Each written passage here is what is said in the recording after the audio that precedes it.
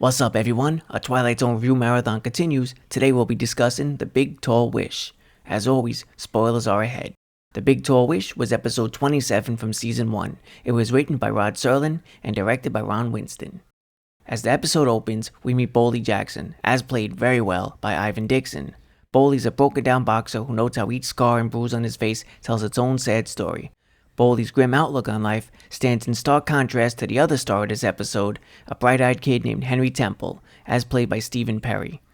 Henry idolizes Bolie. Their friendship is pretty much the heart of the episode. Whereas Bolie serves as the weary and cynical mentor figure, Henry's a shining light, especially in Bolie's life. Henry encourages Bolie in his comeback and also tells him about his big, tall wish. I'm gonna make a wish.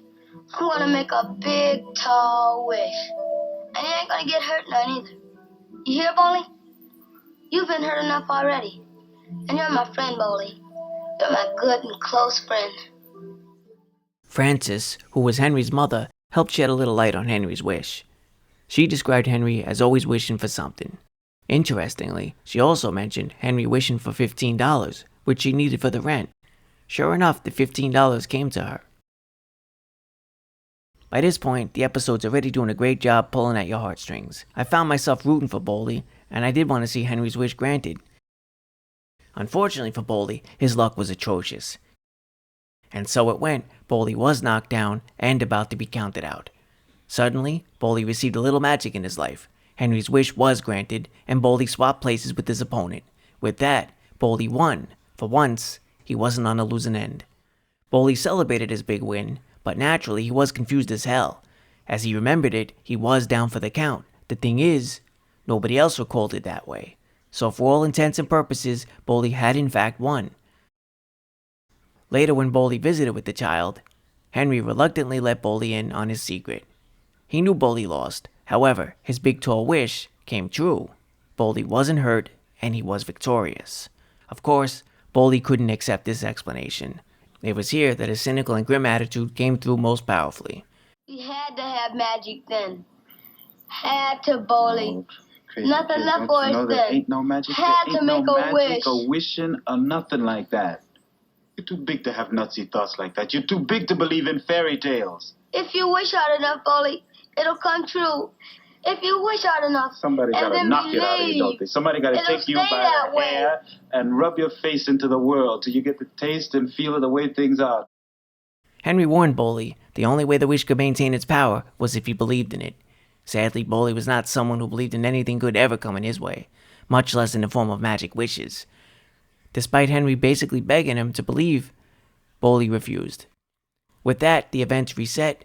Bolie was returned to the fight, again down on the canvas, and the ref counted him out. If you thought that was disappointing, the scene that followed only got more bleak. Henry mentioned making the wish for Bolie, but as he now recalled, it didn't work. So for Henry, there would be no more wishes and no more magic. With that, Bolie came to the realization that Henry had adopted a bit of his worldview. He'd grown up in a sense, but at what cost? Mr. Bolie Jackson, 183 pounds, who left his second chance lying in a heap on a rosin-spattered canvas at St. Nick's Arena. Mr. Bolie Jackson, who shares the most common ailment of all men, the strange and perverse disinclination to believe in a miracle. The kind of miracle to come from the mind of a little boy, perhaps only to be found in the Twilight Zone.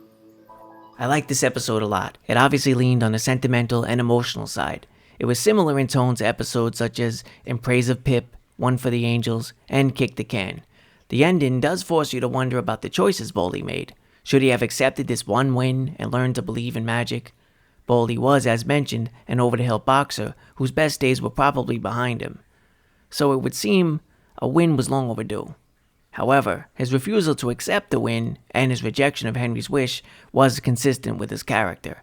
By this point in Bolie's life, he'd already been around the block. He'd been beaten down, and any dreams or wishes he had of making it as a successful boxer were probably long gone. I also wonder if Bolie's reluctance to believe came down to him being a little too accepting of his own bad luck. So even when a miracle finally came his way, he didn't know how to handle it. With that in mind, let's revisit the last line in Serling's closing narration. It was stated Bolie left a second chance lying in a heap on a rosin-spattered canvas at St. Nick's Arena.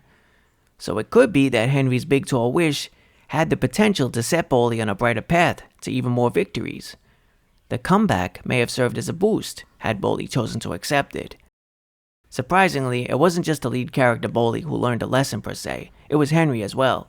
By the closing, Henry learned that no matter how hard you wish for a miracle, unfortunately, they don't always come true. Sadly, with that knowledge comes a certain loss of innocence. On the other side of things, Bolie seemed a bit wiser and more reflective by the conclusion. He even conceded that maybe magic and wishes do exist, the only problem is there aren't enough people around to believe. To me, this felt like Bolie had gained a broader perspective. Despite the somber tone and downbeat conclusion, this episode had a very positive message. The things we choose to believe in dictate our actions and our decisions. Likewise, the things we choose not to believe in affect our path as well. With that in mind, maybe there's something to be said for keeping at least a little of that whimsical childhood spirit with us as we trudge through life. Rod Serling had a personal connection to boxing. He knew all too well the sport could chew you up and spit you out.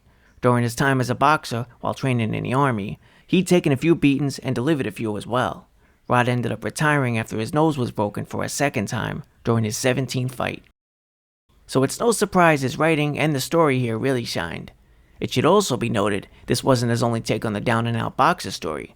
He also wrote Requiem for a Heavyweight, which was a made-for-TV movie and later a 1962 feature film that starred Anthony Quinn, Jackie Gleason, Mickey Rooney, and Julie Harris.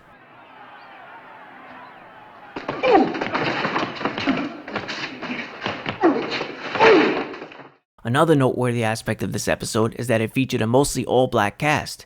It goes without saying this was historic. This was not something we'd see regularly on TV for quite some time. It's well known that Rod Serling was very open, honest, and articulate when it came to social issues, race relations, and Hollywood's sin of omission, particularly when it came to casting minority actors. With this particular episode, The Big Tall Wish, Rod Serling used the Twilight Zone as a vehicle to drive television a little closer to the future. Appropriately, the show was awarded the 1961 Unity Award for outstanding contributions to better race relations. Obviously, I recommend this episode very highly. Ivan Dixon gave it his all. Stephen Perry was also great. This was a very unique and well-crafted story brought to life. I give this one 5 out of 5 boxing gloves.